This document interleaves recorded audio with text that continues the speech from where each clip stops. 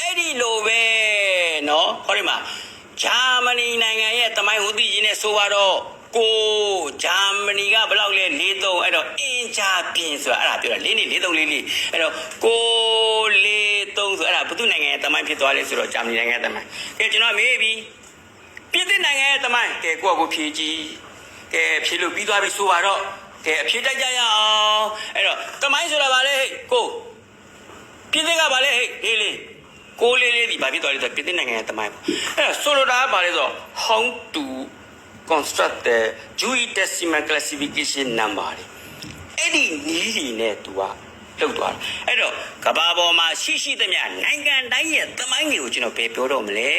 အင်ဂျာပြင်ဤရောက်နေတယ်ကဘာပေါ်မှာရှိသမျှနိုင်ငံတိုင်းရဲ့သမိုင်းတွေကိုဒါတင်နန်းသူတင်နန်းသားတွေအကုန်လုံးပြီးနိုင်သွားမှာပါအဲ့ဒါတွေကတော့ဟဲ့အဲ့တော့ဒီအင်ဂျာပြင်ကတော့ဟုတ်တာပေါ့ဆရာပြောပြလေးလို့လေဒါပေမဲ့အဲ့ဒါတွေကစာအုပ်ထဲမှာတကယ်ကတော့ဗာလောကရသန်ကြည့်တယ်လို့မျိုးပဲအဲ့ဒီဟာတွေအကုန်လုံးကဒီစာအုပ်ကြီးကိုလှန်ပြီးကြည့်ရုံပဲအဲ့ဒီလိုလှန်ပြီးကြည့်နိုင်တဲ့နည်းကိုပဲကျွန်တော်တို့ကသင်ပေးရတာဒီဟာတွေကဘယ်သူမှအလွတ်မရဘူးအဲ့ဒီလောက်အထူးထူးထဲထဲကြီးတွေကိုအလွတ်ရတာဆိုလဲမင်းကုန်းဆရာတော်ဖျားကြီးလောက်ပဲရလိမ့်မယ်အဲ့တော့ကျွန်တော်တို့လည်းဒါတွေကိုအကုန်လုံးမသိနိုင်ဘူးရှင်းရှင်းပြောရရင်ချက်ချင်းမေးလို့ကျွန်တော်တို့ကဟာဆရာပဲချက်ချင်းသိမှာပေါ့ဆိုစာကြည့်တဲ့မူတာတီအောင်သိနေတယ်သူတို့အမြဲတမ်းလုပ်နေတာကျွန်တော်တို့ရောဒါတွေအကုန်မသိနိုင်ဘူးမသိနိုင်ခါကျွန်တော်ဘယ်လိုလုပ်ရလဲစာအုပ်တွေလန်တာပေါ့အခုကျတော့ဘယ်လိုဖြစ်လာလဲဆိုတော့နီးပညာရဲ့ပံပိုးကုညီမှုကြောင့်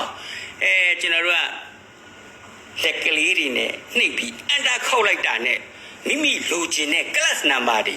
အကုန်လုံးထွက်လာတယ်အဲ့တော့ကဘာမှာတော့ဒါတွေကမသုံးတော့ဘူးပေါ့အခုကနီးပညာခေတ်ဖြစ်နေတဲ့ခါကျတော့အကုန်လုံးဒီလက်တန်းလေးတွေလက်ကလေးလေးတွေနှိပ်လက်တဲ့နဲ့ဒါတွေကအော်တိုရလာတယ်ပေါ့နော်နောက်ပိုင်းအလင်းသိလို့ရှိရင်ကျွန်တော်က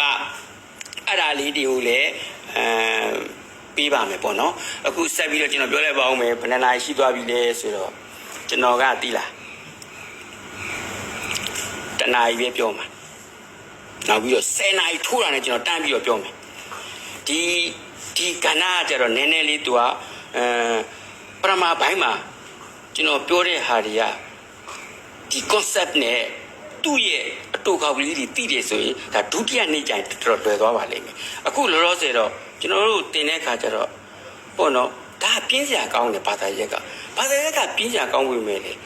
တော်တော်များများကအဲ့လို management တို့ဘာလို့အဲ့ဘက် line ကိုလိုက်တယ်ကဲ clogging တို့ classification တို့ကြတော့တိတ်စိတ်မပါတာလားမသိတကယ်ကဒီဟာအရေးကြီးတယ်ဘာဖြစ်လို့လဲဆိုတော့ဒီဟာတွေကိုကျွန်တော်ပေါ့နော်ဒါကျွန်တော်တို့ရဲ့ပမောက္ခ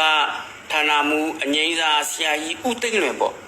ကျွန်တော်ကစချင်းတုန်းကဒီပညာရက်တွေကိုသင်တာကဒီ library history ကိုကျွန်တော်သင်တာ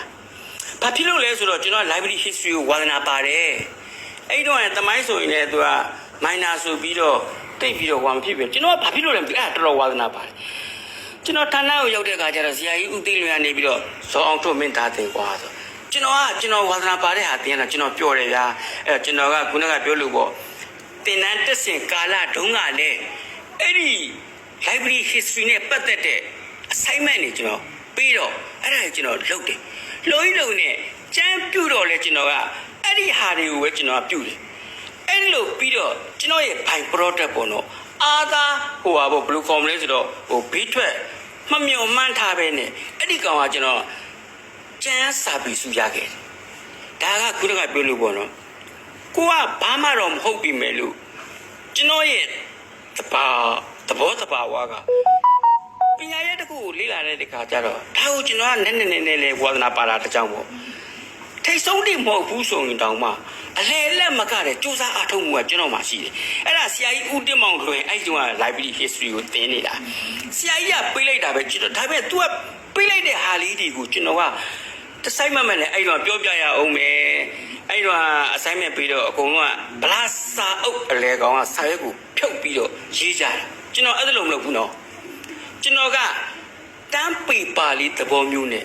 လက်နေဆက်ရိုက် ပုံတွေကိုထဲအဲ့တော့ဟိုကွန်ပျူတာဘာညာတော့မပေါ်ပြီးပဲအဲ့တော့ကျွန်တော်ရဲ့တငယ်ချင်းမောင်မောင်လာဆိုတာရှိတယ်ဗျာသူက eco ကပေါ့နော်သူကအခုတော့မရှိတော့ဘူးသူကကျွန်တော်ရိုက်ပြီးတယ်ကျွန်တော်ကငါဒါဖြစ်ချင်တယ်ကွာဒီလိုလေးကိုဖြစ်ချင်တာကွာဆိုကျွန်တော်ကအဲ့တော့စာအုပ်ပုံစံလေးနဲ့မျက်နှာဖုံးမှလည်းအနော်ရတာပိဋကတ်တိုက်လေးနဲ့အဲ့တော့အနော်ရတာပိဋကတ်တမိုင်းချောင်းလားမသိဘူးမေးတာဗျာအဲ့တော့ကျွန်တော်အဲ့ဒါနဲ့တသက်ရေကလေးစာအုပ်ကလေးဖြည့်ပြီးတင်လိုက်တာပေါ့ဒါကျွန်တော်စာတော့မတော်ဘူးပေါ့ဗျာစာမတော်ပြီးအဲ့ဒီဘက်မှာကျွန်တော်ကဝါသနာပါတဲ့အခါကျတော့10မှတ်ပေးတာကျွန်တော်10မှတ်ရတယ်ဗျာအဲ့တော့ဟာဘေးရလူတွေကဟိုကြည့်ဒီနေဒီကောင်စာလည်းမတော်ဘဲနဲ့10မှတ်ရတယ်ပေါ့ဆိုလိုတာဘာလဲဆိုတော့လူတယောက်ကဟိုဘာသာရပ်တိုင်းကိုထူးချွန်ဖို့တော့မလိုဘူးပေါ့အဲ့ဒီလိုနဲ့ကျွန်တော်ဟာမြန်မာနိုင်ငံပြည်တကတိုက်စာကြီးတိုက်တမိုင်းဆိုပြီးတော့စုလေးလေးရခဲ့တယ်เนาะဒါဆရာကြီးကိုကျေးဇူးတင်